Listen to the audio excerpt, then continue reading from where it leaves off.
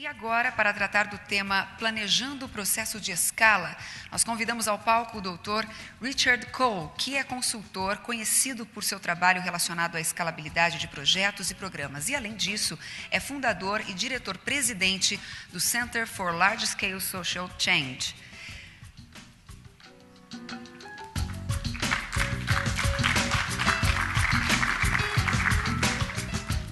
Nós convidamos também para o palco o moderador, o Dr. Naércio Menezes, coordenador do Centro de Políticas Públicas do INSPER, Instituto de Ensino e Pesquisa.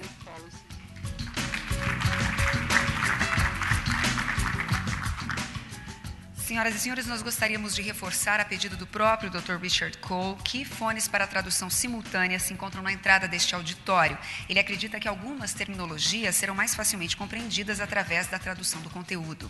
Nós lembramos ainda a todos que, ao final da palestra, nós teremos 30 minutos para perguntas que poderão ser escritas e entregues a uma de nossas recepcionistas. Com a palavra, Dr. Naércio Menezes. Bom, é um prazer estar aqui para mediar essa sessão. O Dr. Richard é um economista como eu, com doutorado em economia, e é bom saber que tem mais economistas preocupados com a área social. Então, é realmente um prazer estar aqui nesse papel.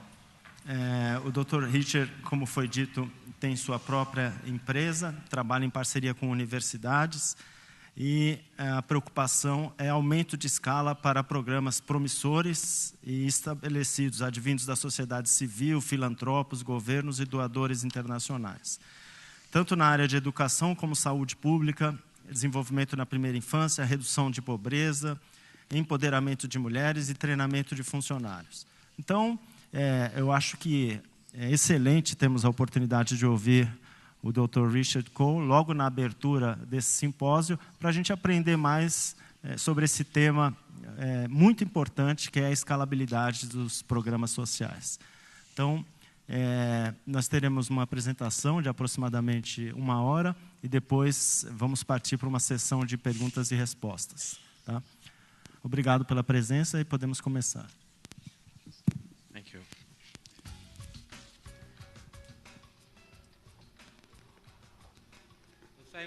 Muito obrigado a todos pelo convite. Em especial, muito obrigado à Fundação, à família Vidigal, que vem fazendo um trabalho maravilhoso.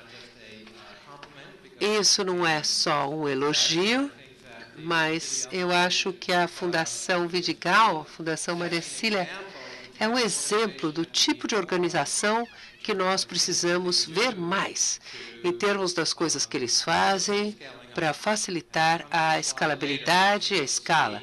Vocês vão ver que essa mistura de atividades, essa integração é o que nós precisamos para a escala. Nós vamos ter aqui algumas sugestões. Eu agradeço também a oportunidade de estar aqui falando sobre o desenvolvimento na primeira infância. Eu não sou especialista da área de primeira infância, mas eu tive o privilégio de ter uma mãe que durante 35 anos dirigiu um programa pioneiro nos Estados Unidos. Então, eu cresci com esse pioneirismo na área de desenvolvimento infantil e também tenho 2 filhas gêmeas de 6 anos. Então, estou praticando em casa esses princípios de escala do desenvolvimento infantil. Acho que todos nós, pais, principalmente pais de crianças pequenas, queremos não só o melhor para as nossas crianças, mas para todas as crianças. Recentemente, tive o privilégio de visitar a China e a Índia nesta missão da escala. Então, acho que esse é o meu ano com os BRICS, né? Como a gente diz. E nesses países, uma coisa que me impactou e que eu gostaria de contar para vocês antes de começarmos, em chinês, a palavra desafio tem 2 caracteres. Um significa perigo e o outro oportunidade. Eu acho que, graças ao compromisso fantástico do governo brasileiro, tanto em termos de orçamento quanto políticas de apoio, nós temos uma oportunidade aqui com muito perigo, né? Uma perigosa oportunidade. E eu gostaria de convidar a todos, sociedade civil, fundação, setor público, setor privado, para identificar e ultrapassar alguns perigos para que nós possamos aproveitar as oportunidades.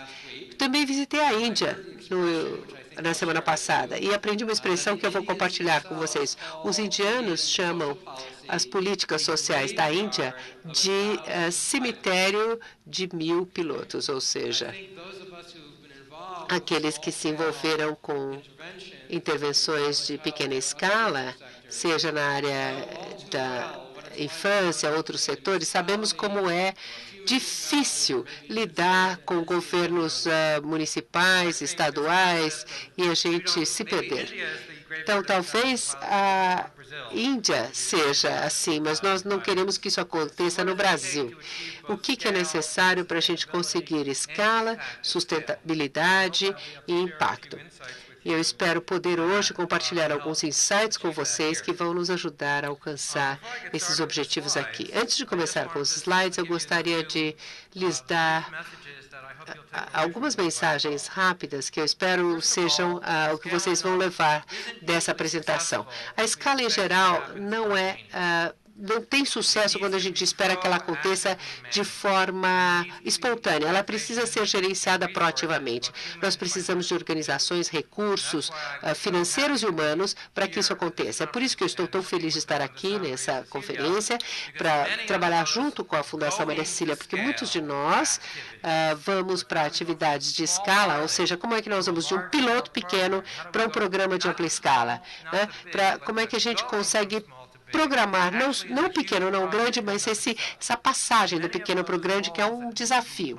E há muitos papéis aí, e a Fundação está realizando esses papéis. E isso é muito importante, porque se não houver alguém nesses papéis, não acontece essa transformação. Então, nós precisamos de uma organização de estratégias proativas, recursos para a escala. O segundo aspecto é que, para o bem ou para o mal, muitos de vocês, talvez a maioria, são especialistas em desenvolvimento da primeira infância. Psicólogos, médicos, educadores e assim por diante. Isso é ótimo. Precisamos saber quais são as intervenções corretas, mais eficazes para as crianças. Mas, infelizmente, nessa escala, a resposta certa, por mais que a gente tenha aprendido que isso é importante na escola, é necessária, mas não é suficiente para a escala. Porque quando a gente vai fazer essa escala, é importante ter política, capacidade de implementação e também a resposta certa. Quando eu falo em política, eu não estou falando em política eleitoral, não estou falando aqui de PT, de partidos, nada disso. Estou falando das várias partes interessadas que precisam concordar em fazer o seu papel. Então, o setor público, o governo estadual, federal, municipal, os pais, os prefeitos, todo mundo de cima para baixo, todo mundo tem que estar envolvido.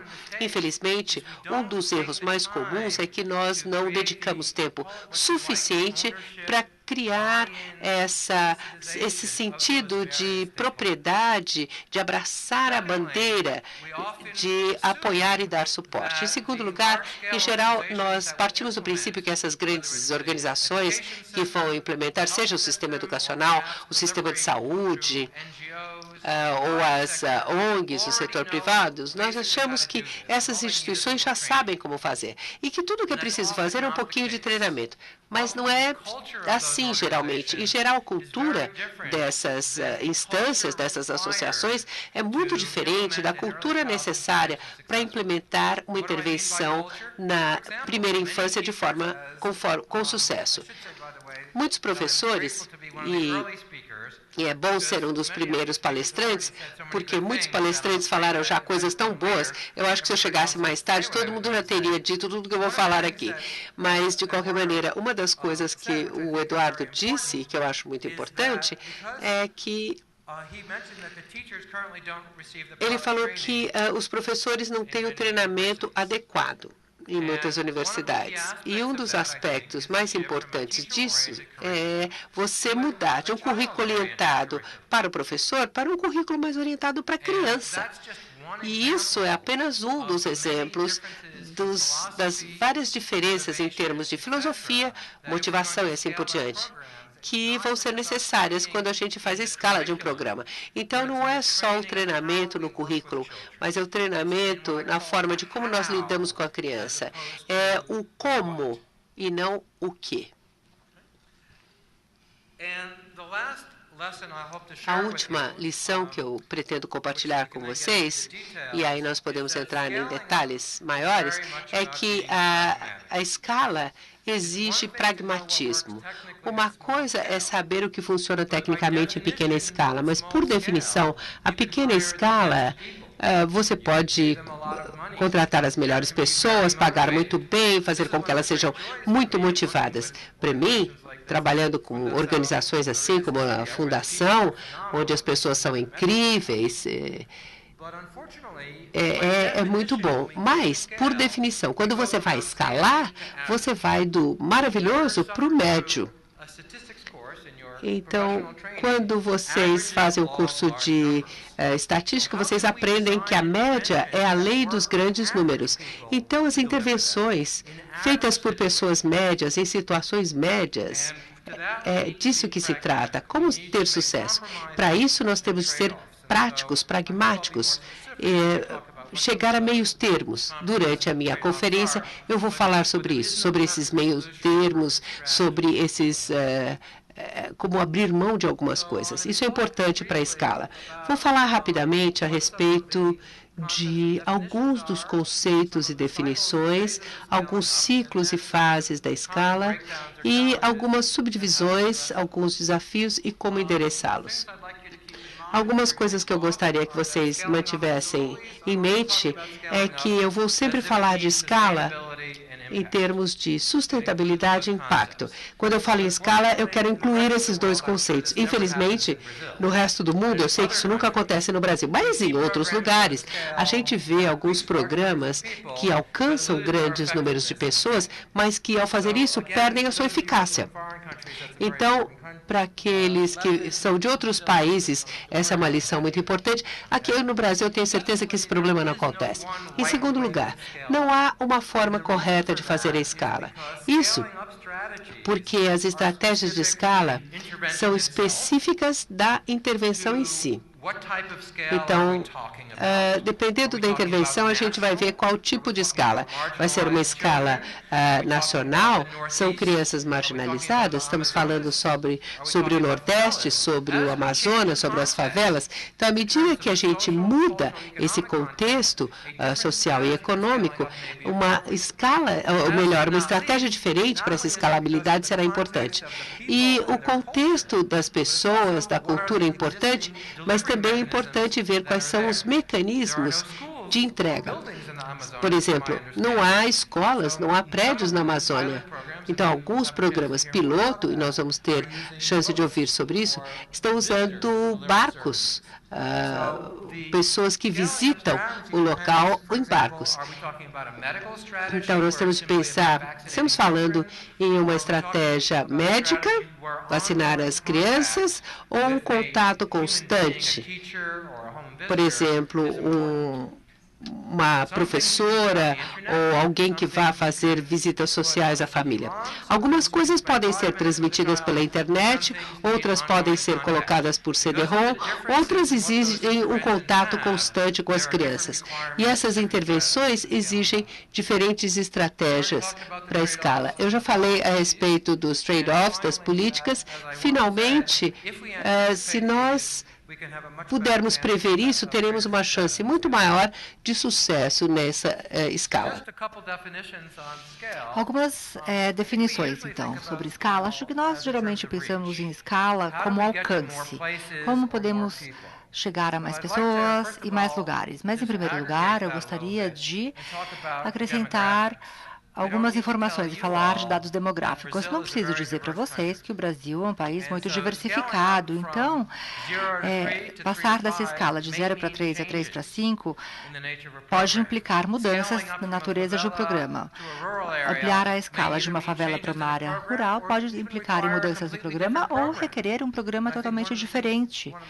E um dos desafios aqui no Brasil é que, de um lado, a Constituição requer, sim, acesso universal, porém, a população é muito diferente, muito diversificada. Como conseguir ter programas customizados para atender às necessidades específicas de grupos demográficos e de lugares diferentes e, ao mesmo tempo, atender os requerimentos universais constitucionais? Podemos também falar sobre dados demográficos, dados geográficos, suas diferenças e cobertura, abrangência, passar de 50% de crianças no país para 100%. Qual é o objetivo dessa escalabilidade no que se refere ao alcance?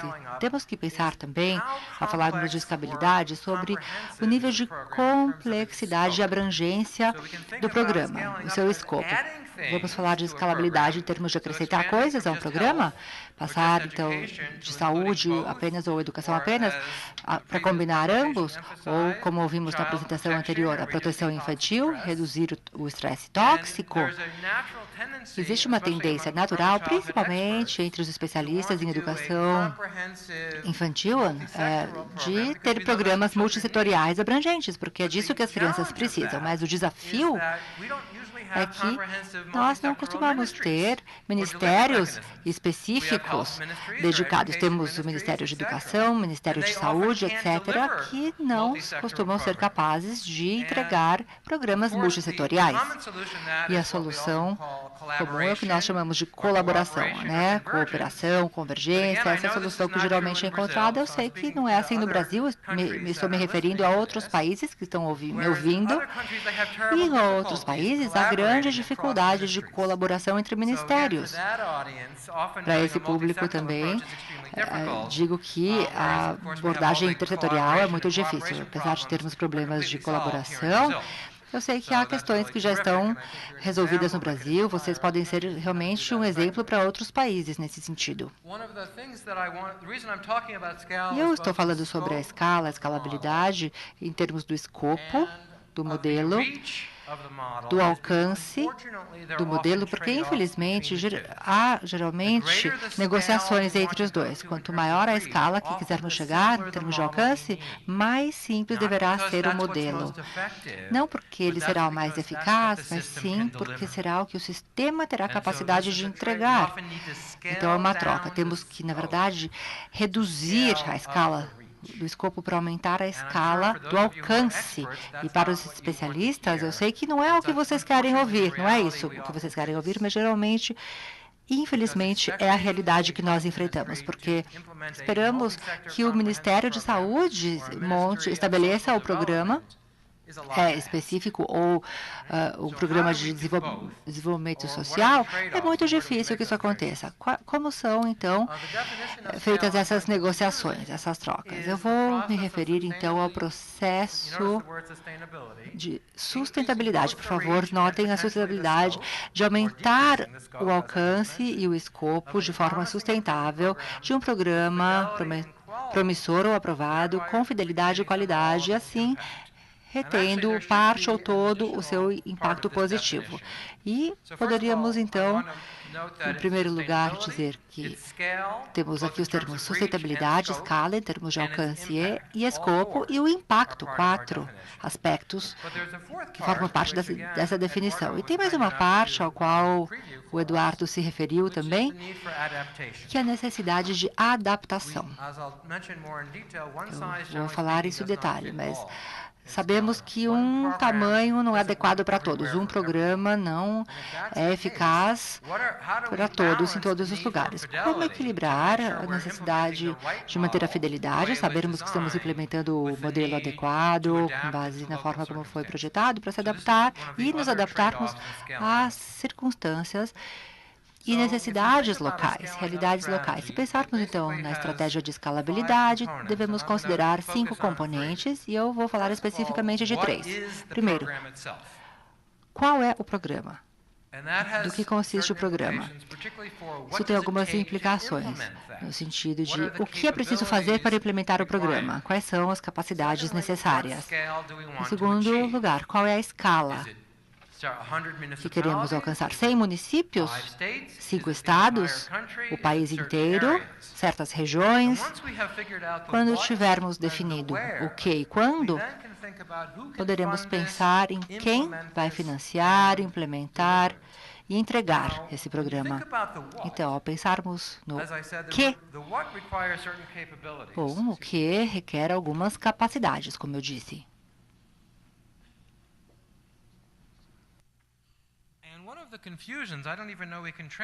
Tem uma confusão, não sei nem se dá para traduzir isso para o português, mas tem uma confusão entre what e where, que e onde. Se usarmos o termo capacidade, temos as capacidades e habilidades. Em inglês, espero que as intérpretes me acompanhem aqui, em inglês temos duas palavras diferentes.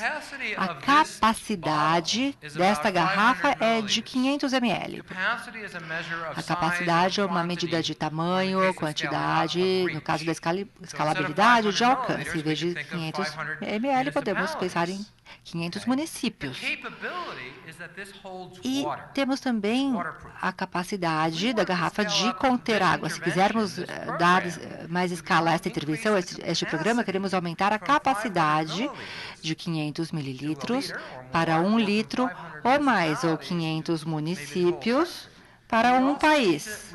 Mas precisamos também reter a sua capacidade de conter água, a capabilidade de que não vaze. Como podemos ter as duas coisas? A capabilidade de aumentar a escala. Temos, então, aqui o onde. E, ao mesmo tempo, ter a capacidade de entregar este o que, o programa. Então, a capacidade e a capabilidade. As duas vão estar focadas, então, no quem. Quem poderá fazer isso? Então, temos a compensação, o modelo que é implementado em pequena escala, ou seja, uma ONG, a fundação, com ótimas pessoas, dinheiro, capacidade, espero que tenham, né, dinheiro. Nós temos, então, a capacidade, a capabilidade, mas eles não têm a capacidade de ter grande escala. E, geralmente, nós temos o seguinte trade-off, a seguinte troca. O governo tem a alta capacidade de escalabilidade, pode chegar a várias regiões, o setor público, mas terá a capabilidade, será capaz de entregar o modelo com a mesma fidelidade, qualidade, impacto em grande escala? Ou seja, se as duas coisas não se encaixarem, se esta inovação não puder ser entregue nesta escala por quem for implementar, o que poderemos fazer? A resposta é que temos várias alternativas. Uma, poderemos, então, desenvolver nossas capabilidades. E não se trata apenas de treinamento. Alguém aqui já participou de um treinamento? Ou já organizou um treinamento? Uma pessoa, pelo menos? Bom, eu acredito que, independentemente do problema, seja qual for a natureza do problema, o treinamento sempre será a solução, vai resolver nossos problemas. Se tivéssemos mais treinamento, certamente poderíamos resolver tudo. Mas eu espero que vocês tenham percebido que eu estou sendo irônico, né? Porque a questão é que o treinamento, infelizmente, nem sempre consegue mudar a motivação, incentivos e cultura. Não nos ensina como passar de um enfoque centrado no professor para um centrado na criança. Não ensina os provedores de serviços a tratar os pais pobres, ignorantes, analfabetos com respeito e dignidade. E os programas, geralmente, que são os mais eficazes, fazem tudo isso, todas essas coisas. Não graças ao currículo, mas graças à forma como ensinam e como lidam com o seu público. Então, se não temos necessariamente a cultura e os incentivos, aqui teremos uma incompatibilidade entre o que e quem. Para que isso funcione, será preciso mudar um ou outro, ou ter um modelo que funcione de forma que o sistema seja capaz de entregá-lo, ou mudar o sistema para que ele possa entregar o modelo. E de forma parecida, se falarmos de uma escala que o sistema não consegue atingir, quais são nossas alternativas? Vamos desenvolver capacidade, não capabilidade. Então, a habilidade de chegar a uma grande escala, ou deveremos ser mais modestos em nossas metas relacionadas a onde, a qual a escala que vamos chegar. Precisamos ter esses trade-offs, né? Essas compensações entre a capacidade que precisamos ter na intervenção, as capacidades que precisamos ter para chegar àquela escala e a capacidade e capabilidade dos provedores desses serviços. Faz sentido? Então, se não tivermos sucesso na escalabilidade, provavelmente será porque teremos a visão do que, do quando, vamos tomar a decisão, decidir quem vai entregar e implementar, mas sem nos certificarmos que os três estejam alinhados. Certo? Concordam? Bom, não sei se tem alguém aqui que não gosta de círculos, mas eu procurei ser linear. E, felizmente, o James e o Harvard Center falaram da teoria da mudança. Temos aqui uma certa elaboração nesse sentido. Como podemos passar de um modelo ou uma prova de conceito no início para provar que algo funciona e chegar até sustentabilidade no final? Eu gostaria de destacar o seguinte aqui. A importância não apenas de gerar evidências, provar que funciona, mas, como nós vimos no vídeo da Harvard, a importância também de demonstrarmos a capacidade de generalizar os aspectos sociais e institucionais. O Dr. Parsons vai falar. A doutora Parsons vai falar disso mais tarde. A diferença é entre a validação interna e externa. Não apenas saber se funciona, mas onde é que funciona e por quê. Funciona nas regiões rurais, no campo, nas áreas urbanas, quando é feito por ONGs, pelo governo, pelo setor privado. Se nós não tivermos essas respostas, teremos problemas. Depois, devemos ter um modelo, estratégia para dar escalabilidade ao projeto. Eu também destaquei aqui a modificação ou simplificação. Geralmente, o modelo que funciona numa escala não pode ser não é escalável, é muito caro, é muito complicado e muito detalhado. Um dos meus filmes favoritos, e não é porque é americano, hein? É Apollo 13. Não sei se vocês já viram. Apollo 13 é uma história verídica baseada em uma das missões à Lua, em 1970, acho. Então, nessa história, os astronautas chegam quase na Lua, 99% lá, depois de ter feito o trajeto, e o sistema de refrigeração deles morre. Eles têm 10 horas para resolver esse problema, senão vão morrer. E aí tem todos os engenheiros lá em Houston, na NASA, e todos sabem qual é o problema e o que eles têm que fazer para consertar o problema. O que eles têm algumas ferramentas básicas e vão ter que, então, usar a cabeça para resolver aquele problema. Temos, portanto, a teoria do modelo e o sistema. Temos, então, o padrão ouro, o padrão platino, né, no modelo, mas talvez o sistema entregue prata. E prata não é ruim. Mas como é que nós vamos nos realinhar com aquilo que temos no modelo? O padrão ouro com o sistema de entrega prata. Como alinhar isso? Isso requer modificação e simplificação. E depois tem a defesa, ou seja, a promoção, convencer as partes interessadas a aprovar, sancionar. Ou seja, o que isso significa? Quem vai aprovar, dizer sim? Leve isso adiante. De onde virá a financiação? Virão os recursos. Quem vai gerenciar, implementar, monitorar e participar? Vejam aqui todas as partes interessadas. O governo talvez seja quem aprove, o setor privado vai financiar, talvez isso seja terceirizado para empresas sem fins lucrativos, ONGs que vão implementar e talvez seja a universidade quem vai monitorar. A questão é que existem diversas funções e papéis que devem ser cumpridos, desempenhados, e não necessariamente devemos supor que qualquer ator vai ser o ator adequado para desempenhar essas funções. Cada um tem seus prós e contras. Ou seja, temos aspectos muito específicos relacionados a cada modelo. Quem vai, então, saber quais são as pessoas os atores mais adequados para desempenhar cada função. Temos que depois pensar no modelo de capacidade, capabilidades, monitoramento, feedback, modificação. Na apresentação da Harvard, foi mencionada a teoria da mudança e aprendizagem. Isso tem que ser feito em pequena e grande escala. Conforme formos implementando esses programas em escala, devemos estar constantemente analisando os programas, ver se estão funcionando, se precisam de modificações, ou se devem se manter fiéis ao seu projeto. Então, temos que pensar na qualidade e adaptação, sempre medindo, pesando os dois. E a sustentabilidade política, financeira e institucional. Mesmo que houver uma mudança no governo, nas políticas, etc., o programa vai continuar existindo. Se o financiamento inicial deixar de ser feito por uma fundação, ou um doador internacional, o programa vai continuar. E, finalmente, eu fiquei muito feliz de ouvir que a Fundação Maria Cecília Souto Vidigal está também agora com foco na educação universitária. Talvez possamos capacitar os trabalhadores, mas os novos provedores, fornecedores de serviço, vão saber o que tem que fazer. Como saberemos se essa capacidade de treinamento vai estar já integrada ao sistema? Com novos professores novos, agentes sociais e de saúde, que vão e vêm, né?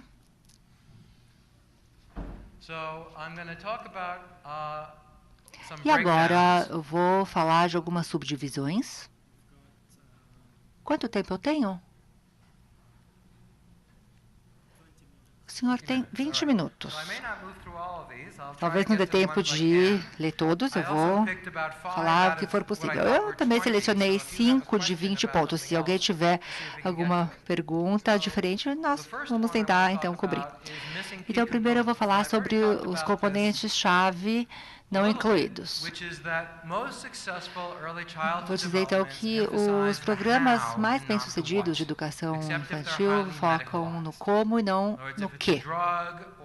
A menos que estejam falando de um medicamento, imunização, vacinação, isso é uma outra coisa. Agora, se falarmos da forma como vamos entregar, fornecer esses serviços, ela é tão importante quanto o que vai ser entregue. Nós costumamos esquecer disso. Temos lá o currículo, o CD-ROM, e para ter escalabilidade, gostamos de fazer treinamento online, pela internet, mas se os professores ou provedores de serviço não fizerem essas coisas aqui, de forma adequada, o programa será muito menos eficaz. Isso geralmente está ligado ao follow-up, monitoramento, supervisão, motivação. E nós acabamos também supondo, eu tenho certeza que no Brasil não é assim, mas em outros países é.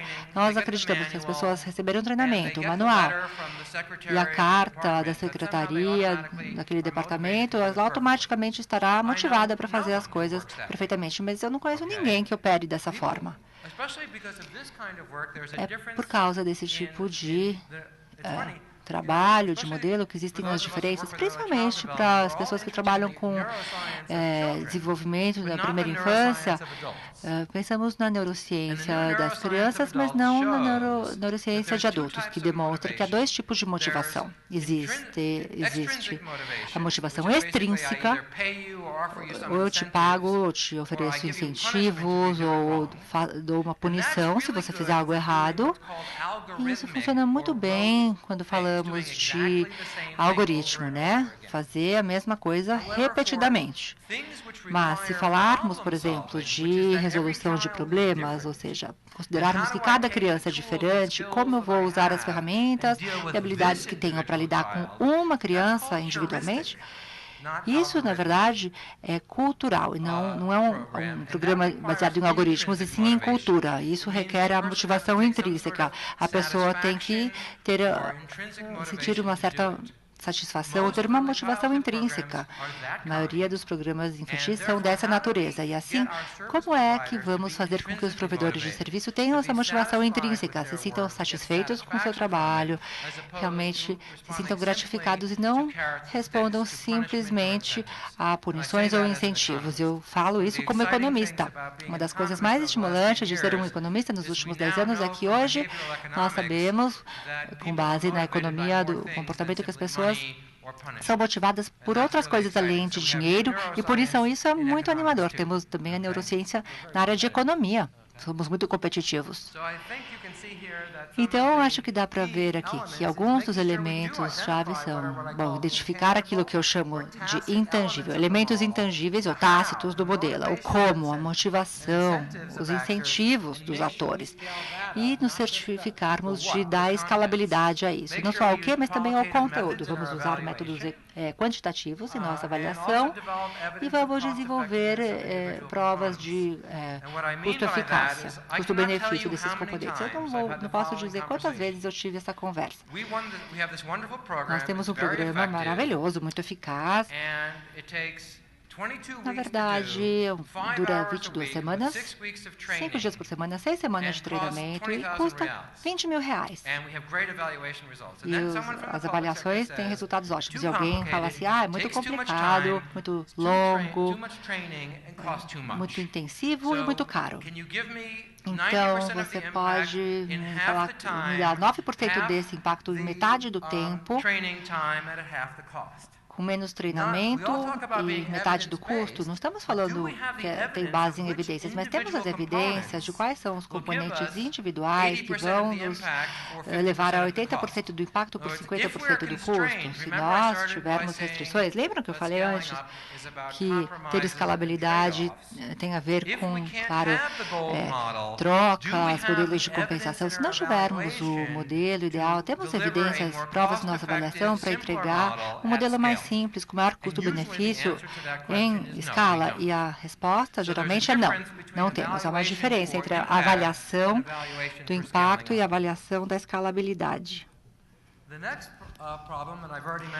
E o outro problema, eu já falei disso, é que, supondo que existe um tamanho único para todos, bom, eu já falei, me referi ao Brasil, que, por exemplo, quando falamos de grupos demográficos diferentes, regiões geográficas muito diferentes, nós queremos, sim, trabalhar com um modelo único para todos. Então, durante a nossa avaliação, nós devemos explicitar qual é a teoria da mudança ou as premissas, quais são as premissas externas que devemos considerar para termos eficácia. Por exemplo, em uma região urbana, os pais e filhos talvez possam ir a pé para a escola ou uma clínica. No campo, não é possível. Não existe transporte, não podem ir a pé, ou o transporte é limitado. Então, como é que vamos mudar o nosso modelo, levando em conta essas diferenças em transporte, acesso em algumas regiões do país? As mulheres, as famílias criam seus filhos de forma muito diferente. Acreditam que tudo bem bater nas crianças, castigar as crianças fisicamente. Em outras regiões, não é assim. É totalmente diferente. Como é que nós vamos lidar com essas diferenças em termos de atitude, cultura e demografia? Porque uma cultura... Algumas coisas se aplicam a uma cultura, mas não a outras. Nós devemos esclarecer quais são essas premissas em nossos pilotos, porque se houver mudanças em outras regiões, o modelo não vai se aplicar, não vai funcionar. Eu não vim aqui para falar apenas de problemas, espero que consigamos chegar a soluções de forma conjunta. E uma das soluções para isso, eu acho que alguns de vocês conhecem os modelos lógicos, estruturas lógicas. Bom, no modelo tradicional lógico, temos as atividades, a produção, os resultados e as metas. Nós tendemos a dar escalabilidade às atividades, mas quando trabalhamos com instituições diferentes, populações diferentes em outras regiões, podemos ter problemas, porque a atividade talvez não funcione, não vai produzir os mesmos resultados. Então, nós temos que pensar em como vamos dar escalabilidade aos resultados. Se um dos modelos principais do modelo será fazer com que os pais participem mais ativamente, talvez algo que funcione em uma região do país não vai funcionar em outras regiões. Talvez você tenha que se reunir com os líderes da igreja, da comunidade, para desenvolver atividades que cheguem ao mesmo resultado. Teremos que pensar em nossos resultados e princípios e fazer alterações nas atividades de acordo com o contexto local. Uma outra solução seria, então, fazer piloto e adaptar-se às circunstâncias locais.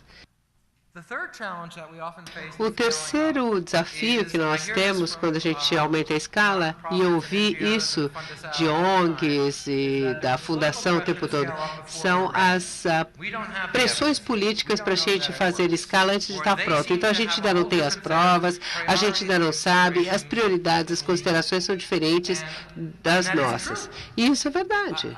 Eu sei que isso pode chocar alguns de vocês, mas a maior parte dos políticos, e mesmo pessoas que, aqueles funcionários públicos de alta hierarquia, não leem as publicações especializadas, não são PhDs, nem em economia, nem em nada. Talvez isso explique alguns problemas que nós enfrentamos com essas pessoas, não é?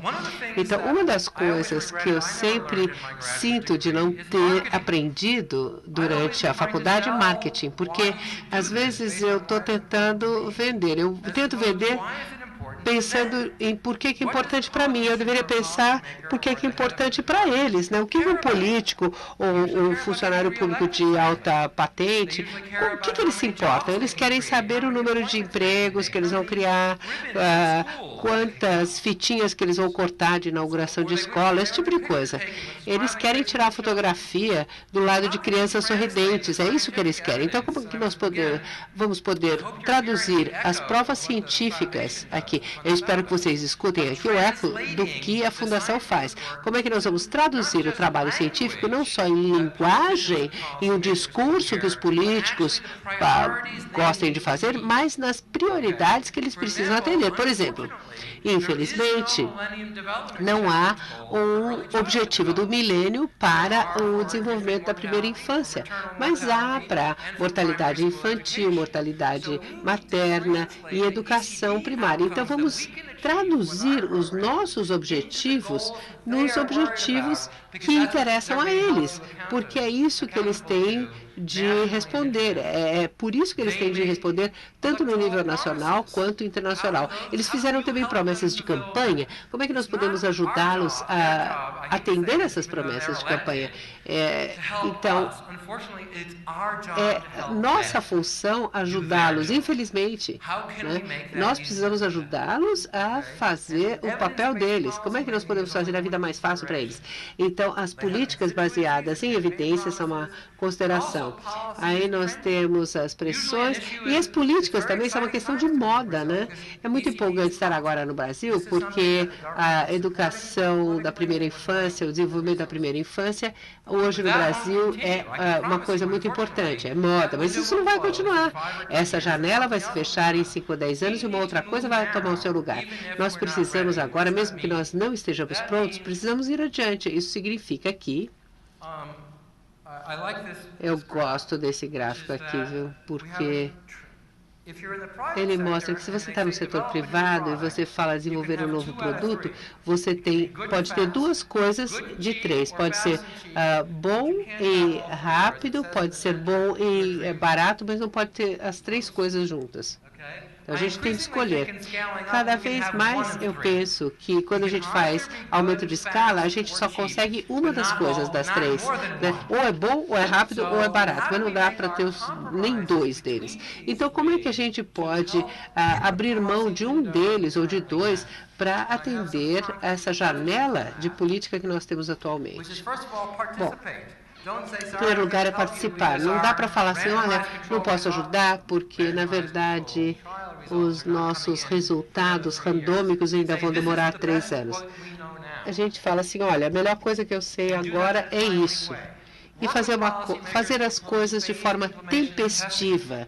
Então, em geral, nós podemos propor uma implementação e testes em fases. Quer dizer, vamos começar por estados, por um em cada região, e tentar avaliar, será que está funcionando aqui? Então, tentar aprender a cada estágio, modificar, melhorar e aumentar a escala simultaneamente. Porque eles vão fazer isso se vocês estiverem prontos ou não. Então, é melhor trabalhar com eles, de acordo com o cronograma deles, do que não trabalhar. E, finalmente, mas não menos importante, embora a maior parte das fundações e ONGs não tenha a capacidade para implementar isso em larga escala, vocês têm a capacidade para monitorar o feedback. Como vocês podem trabalhar? Isso é uma fraqueza em geral do setor público. Eles não gostam de olhar para eles próprios, mas vocês podem fazer isso. Então, como dar um feedback construtivo à medida que o processo avança? E, finalmente, e a Fundação Maria Cecília faz isso muito bem, é preciso criar fóruns e diálogo com o setor público para prever as necessidades. Por que nós vamos esperar que eles venham até nós? Será que a gente não pode passar à frente e pensar, bom, essa vai ser uma prioridade daqui a 2 ou 3 anos? Quanto tempo eu tenho? Mais 7 minutos. Bom, eu falei sobre isso, a necessidade de alinhar as capacidades ou projetar um modelo para construir essas capacidades. Eu acho que eu vou pular isso aqui. Vamos focar em alguns pontos aqui antes de terminar. Um é a necessidade de defender ou de disseminar. Uma das coisas que a gente sempre erra quando a gente faz o aumento de escala é que a gente pensa em defender a política ou o programa. E a gente acha que depois que foi assinado o programa, ou que o ministro comprou a ideia, que tudo vai se encaixar. Na União Soviética, eles achavam que era assim. Vocês veem no que deu, não é? Mas isso não funciona nas democracias, porque nós temos os sindicatos dos professores, nós temos organizações de pais e mestres, nós temos organizações municipais. Eu sei que aqui no Brasil nada disso é problema, mas em outros países, em geral, o governo estadual e municipal não faz o que o governo federal manda. Isso acontece. E isso exige um nível de defesa das ideias além do nível federal. Então, às vezes você consegue fazer um trabalho maravilhoso no nível federal, mas dá para ampliar isso para os estados? Quer dizer, como vocês podem... Eu acho que existem 26 estados, 27? No Brasil? Bom, é isso. Então, trabalhar só com São Paulo e Rio Grande do Sul não é suficiente. Nós precisamos trabalhar com todos os estados brasileiros. Se vocês não conseguirem, quem que vai conseguir? Porque o governo federal, em geral, não tem recursos suficientes para isso também. Então, como criar essa organização intermediária e conseguir chegar nos níveis federais, estaduais e municipais? Falei também a respeito dessa criação da defesa da promoção.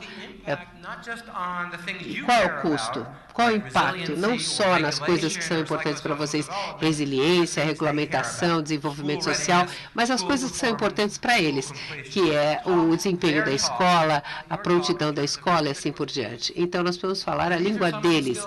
E aqui, algumas das habilidades necessárias para a promoção e defesa. A fundação já tem vários deles, né?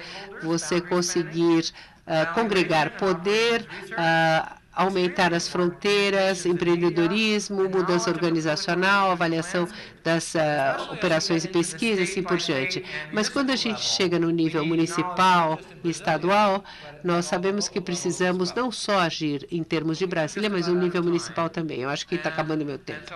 Então, vamos aqui concluir com alguns slides. Um deles diz que há uma tendência. Deveríamos pensar em escalabilidade como uma coisa, aquela corrida de bastão. Você passa o bastão para o outro. Existem dois problemas. Às vezes, você não tem ninguém para pegar o bastão, ou o bastão cai. Então, a gente consegue desenvolver uma inovação promissora. Nós somos bons em termos de provas de eficácia, evidência de eficácia. Nós somos menos bons na generalização da efetividade. Somos bons na disseminação, somos bons em estratégias políticas Programas é mais difícil, financiamento, depois conseguir que os níveis municipais e todos os outros níveis abracem a bandeira, né? Quem que faz isso? Finalmente, para a capacidade, para você conseguir criar mais capacidade, você precisa envolver várias empresas. Quem que faz isso? É nessa hora que o bastão cai. E depois nós temos a implementação em larga escala, quem deve fazer isso. Então, parte do desafio, quando a gente vai fazer esse aumento de escala, é conseguir preencher essas lacunas. Para resumir, uma das coisas mais importantes é construir a escala no seu piloto, né, no início, preferencialmente. Quais são algumas das partes intangíveis, né? O como e não por quê. Onde isso funciona e não por quê. Desagregar a nossa evidência, tanto em termos de custo quanto componente. Então, se o governo quiser que a gente simplifique, nós precisamos fazer isso com base em evidências. Identificar as capacidades necessárias. Então, se eu tenho um modelo ouro, né? Isso é realista? O que isso exige? E se não for realista, como é que eu posso modificar o programa para atender a realidade existente? Faz sentido fazer através do sistema governamental, mas vai ser a área de saúde, de educação, vai ser a área de desenvolvimento? Cada um tem suas restrições. Ou será que o governo deve financiar ONGs? E, às vezes, em algumas áreas você funciona de um jeito, em outras áreas você entra no sistema formal. Então, temos muitas opções. Não existe uma solução única, perfeita. Depende do programa, depende do que você tem disponível. Finalmente, é importante ver que haja evidência, não só para provar a eficácia, mas também para responder às perguntas que os políticos vão fazer, né? O desempenho escolar, a frequência escolar e a prontidão, né? Nós sabemos o que nós queremos. Queremos resiliência, sabemos o que vai melhorar tudo isso, mas eles não falam a nossa língua. Essa é a língua da psicologia, eles falam a língua da política. Então, é preciso fazer a tradução para eles. Finalmente, eu acho que a Fundação Maria Cília é um excelente exemplo. Nós precisamos ter uma defesa de várias partes interessadas em vários papéis, em vários níveis, no nível federal, estadual e municipal, para todas as partes interessadas, todos os estados, no setor privado. E garantir que a nossa criação de capacidade vá além do treinamento, alinhe todo o sistema e, finalmente, mas não é importante, ver quem é responsável por esse aumento de escalabilidade. Não por implementar, mas esse processo de passar de pequeno para grande. É uma ONG, a fundação, é parte do governo federal? Quem é? Porque essas atividades, a defesa, o crescimento de capacidade, se você não passar por isso, isso vai diminuir as suas chances de ter uma escalabilidade de sucesso. E vai afetar se você tiver problemas de tempo, dinheiro, pessoas, porque você vai precisar de recursos como precisaria de um piloto. Eu espero ter sido de ajuda. Se eu tiver escapado algum dos pontos que vocês queiram discutir, por favor, façam perguntas. Muito obrigado.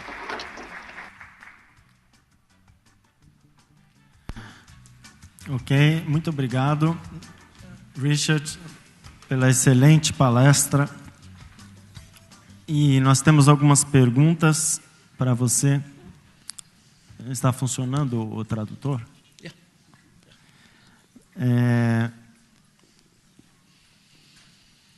Eu vou fazer um resumo aqui. Muitas perguntas estão na mesma linha. Eu acho que a gente queria saber mais do ponto de vista prático, de experiências práticas. Tem algumas perguntas aqui sobre o que tem sido feito ao redor do mundo em escalabilidade em países como Finlândia, Austrália, Estados Unidos, América Latina. Tem várias perguntas sobre trabalhar o desenvolvimento de competências e habilidades humanas, ou o fator qualidade, como limitantes da ampliação e escalabilidade, como trabalhar os recursos humanos na hora de dar escala ao projeto. Mas eu poderia começar com uma pergunta sobre experiências práticas. Você poderia, resumidamente, descrever casos de sucesso e fracasso em projetos que tinham tudo para dar certo e não conseguiram ganhar escala, ou que conseguiram com sucesso ganhar escala? 2 casos, por favor. Sure. So I think one of the things Acho que uma das coisas que um dos maiores sucessos é uma coisa que eu mencionei, que é a mudança da abordagem centrada no professor para uma abordagem centrada na criança. Cada vez mais isso é feito de forma eficaz. partly one of the E eu acho que parte de uma das vantagens de ter visitado partes importantes do mundo pobre é que nós temos populações muito grandes, o número de cuidadores ou professores ou profissionais de saúde, eles são jovens. E isso é uma vantagem para nós quando a gente quer mudar a cultura. Então, quando a gente tem jovens fazendo isso, você tem uma pequena distância entre as crianças e os cuidadores. Eu não sei qual o perfil no Brasil, mas eu acho que provavelmente há uma grande oportunidade aqui, principalmente nas áreas mais pobres, onde nós temos mais crianças e há um rápido aumento da população. Então, você pode trabalhar com as pessoas que cuidam da criança, é mais fácil. Então, em vez de você pensar no professor, você pensar na criança é muito importante. Isso tem funcionado em muitos países. Outra coisa, um bom exemplo de escala, é o caso da Colômbia. A Colômbia tem um programa excelente. E o que é muito interessante é que ele é financiado por um imposto específico, um imposto do setor formal, não só para desenvolvimento da primeira infância, mas para as crianças. É Instituto para o Bem-Estar da Família, alguma coisa assim. Mas a maior parte dos fundos vai para o desenvolvimento da primeira infância. A sustentabilidade financeira desse programa não vai depender de cada administração, de cada orçamento. É sustentável, porque é um imposto criado especificamente para isso. Eu não sei se esse tipo de mecanismo seria politicamente possível no contexto brasileiro, por exemplo, mas eu acho que tentar descobrir como garantir que o programa não vá depender de cada mudança de partido político na administração. Isso seria de ajuda. E uma das formas de fazer isso, eu acho que não só é ter um imposto dedicado, mas tentar uma coalizão de vários partidos, para não ser a bandeira de um só partido, né, que seja uma coisa de vários partidos. Um exemplo de um país onde não ocorreu um caso de sucesso foi na Índia. Esse é um exemplo onde o nosso programa foi escalado, mas não houve impacto. Na Índia, o nome do programa é Serviço ICDS, Serviço de Integração da Infância, da Primeira Infância, que foi um meio termo, né? Tinha que incluir nutrição, desenvolvimento psicossocial, ajudar os pais a serem pais mais eficazes, havia uma convergência com o sistema de saúde, assim por diante, mas basicamente virou um programa de babás, de babysitters, com nutrição. A parte da nutrição também não teve grande impacto. Você estava falando antes a respeito do fato do problema da alfabetização não ter mais declinado, ter chegado ao platô, né? Na Índia, os números são bastante profundos. Isso porque o programa não é eficaz, não foi bem implementado nas áreas rurais, por exemplo. Eu espero ter aqui a oportunidade de ouvir a pessoa que vai falar da África do Sul, tem 2 pessoas, aliás. A África do Sul tem feito um trabalho excelente nessa área. Eles têm sido muito inovadores na compreensão de que nós precisamos ter pelo menos 2 programas, um urbano e um rural.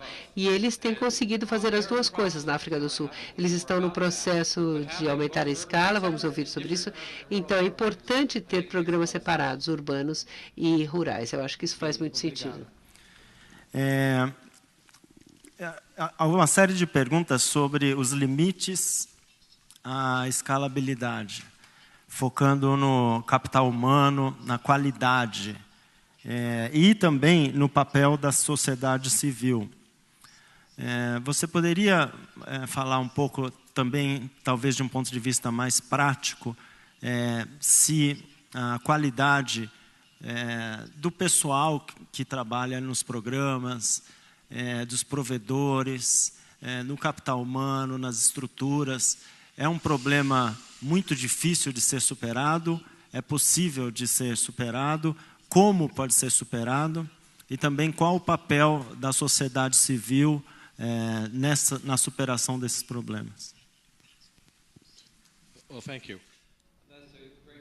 É uma ótima pergunta e é verdade. Recursos humanos são um problema em todo lugar, um desafio, melhor dizendo, em todo lugar, mas também são uma oportunidade. Em geral, um dos maiores desafios na escala é recursos humanos e infraestrutura que, em geral, pioram quando a gente vai das áreas urbanas para as rurais, das áreas ricas para as áreas pobres. Então, embora a gente fale em escala nacional e assim por diante, as pessoas que já têm acesso à qualidade, em geral, têm serviços melhores.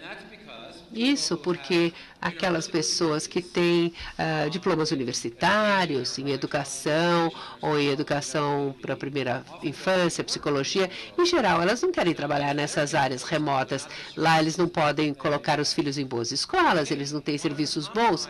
Então, uma das coisas que a gente poderia pensar, e há um debate muito grande em torno dessa questão, talvez devêssemos desinstitucionalizar a entrega do programa.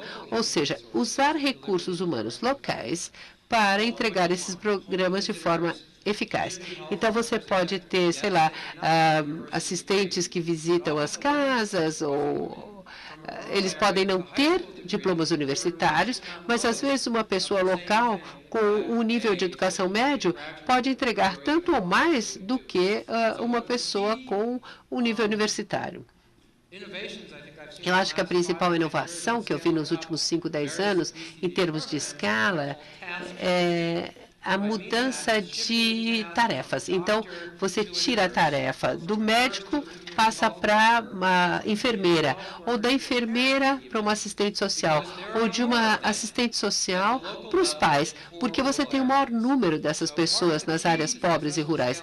Uma das chaves do aumento de escala é não descobrir quem é a melhor pessoa para fazer esse papel, mas quem é a pior, no sentido, quem é a pessoa menos treinada, mas que ainda assim consegue realizar esse papel bem. Porque nós não temos muitas pessoas com excelente treinamento nas áreas remotas e rurais. Então, a gente foca menos no treinamento e mais na supervisão, na motivação, no apoio. Eu vi alguns programas de visitantes de lares em vários países que tiveram sucesso, embora esses trabalhadores não ganhassem muito. Eles eram muito bem supervisionados e, principalmente, é importante que eles tenham status e respeito por parte da comunidade. Então, se eu sou pai, meu filho está doente e para eu conseguir um médico, uma clínica, eu tenho de andar 2 horas, mas tem uma mulher na minha comunidade que foi treinada, sabe a respeito das principais doenças infantis. Essa pessoa tem respeito da comunidade. Embora ela não seja muito bem remunerada, ela tem status. Para ela é bom, para ela isso é o suficiente. Então, como é que nós podemos alavancar os recursos existentes no local? Talvez muitos de vocês estejam pensando, bom, se a gente vai usar essa abordagem, por que a gente vai levar médico ou psicólogos para outras comunidades e outras pessoas não vão ter, né? Não é desigual? Concordo, é desigual. Mas, infelizmente, do ponto de vista pragmático, nós não temos escolha. A escolha é ou você pega uma pessoa local ou ninguém. Então, até você me mostrar que você vai conseguir colocar um psicólogo em cada favela, em cada espaço, em cada lugar rural do país, ou um médico em cada uma dessas comunidades, nós precisamos trabalhar com o que nós temos, com os recursos que nós temos, para tentar chegar no padrão ouro. Então, não é um ou outro, é o que nós temos agora, é a realidade. Vamos trazer de Cuba, né, os médicos. Tem uma pergunta também importante sobre o papel sociedade civil e da imprensa, talvez. Talvez juntar a sociedade civil. No Brasil, nós temos os conselhos de gestores da saúde, associação de pais nas escolas, conselhos tutelares. E são conselhos que são organizados a nível municipal em cidades pequenas e que têm um papel de gestão tanto da saúde como da escola. E agregar a essa pergunta o papel da mídia, né, talvez de forma mais geral, da divulgação de avaliações de impacto para a sociedade como um todo, para que a sociedade possa cobrar uma ampliação de programas. Puxa, muito obrigado por me lembrar a respeito do papel da sociedade civil. Você tinha me perguntado na pergunta anterior e eu esqueci. A sociedade civil é muito importante, né? O que nós precisamos começar a pensar cada vez mais, principalmente nas áreas remotas, rurais, com as populações locais, é que os programas precisam ser customizados, adaptados para as culturas e para os recursos específicos daquelas comunidades. Em geral, o governo não faz isso muito bem. Eu não estou criticando o governo, simplesmente o governo é um sistema muito grande e eles são ruins quando se trata de entregar programas customizados, né? As ONGs, ou as organizações sem fins lucrativos, as organizações locais, os comitês, esses conselhos que você mencionou, são bons nesse sentido.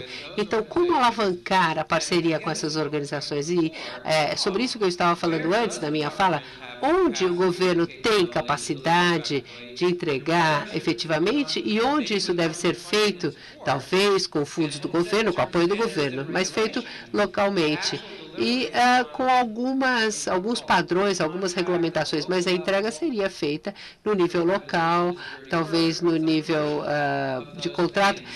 Privatização é uma palavra que não soa muito bem aqui, mas, enfim, alguma versão disso. Acho que o fundamental aqui é ter certeza a respeito de quais são os padrões, né? Deixar os padrões muito claros, porque eu vi vários casos em que a entrega foi feita pela comunidade. E aí, como é que eles perguntavam quem vai ser, quem que vai fazer a entrega? E aí, o líder político local vai chamar, sei lá, a sobrinha ou a cunhada, né? Politicamente funciona, mas profissionalmente não funciona. Pode ser uma pessoa que não tem as habilidades, não tem a personalidade necessária.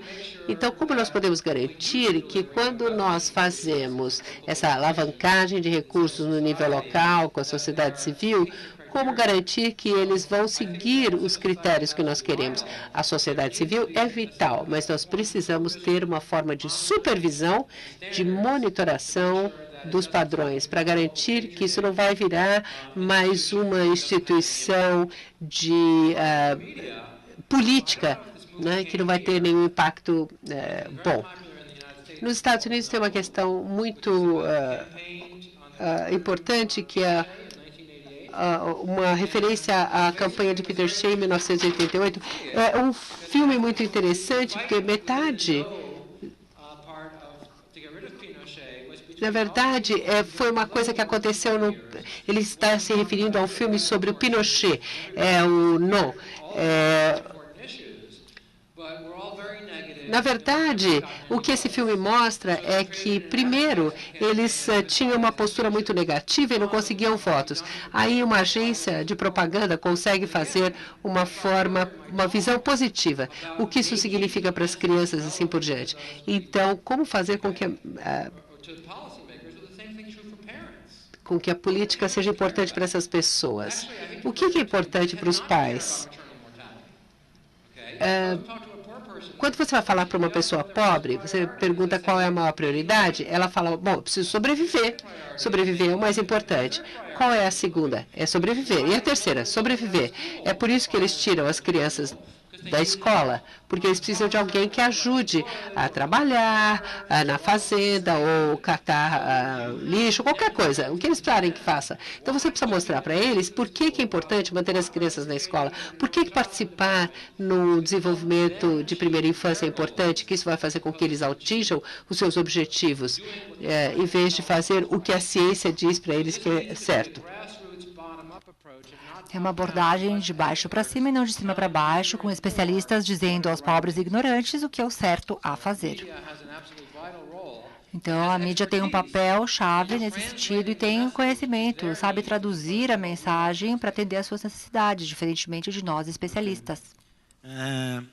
Bom, acho que nós encerramos essa sessão. Eu queria agradecer novamente, Dr. Richard Cole. Eu acho que a palestra foi muito enriquecedora e as perguntas também, agradecer as perguntas colocadas que permitiram esclarecer melhor alguns conceitos e ver o ponto de vista pragmático e prático das coisas. Então, a gente termina por aqui e passamos para a próxima sessão. Muito obrigado. Thank you.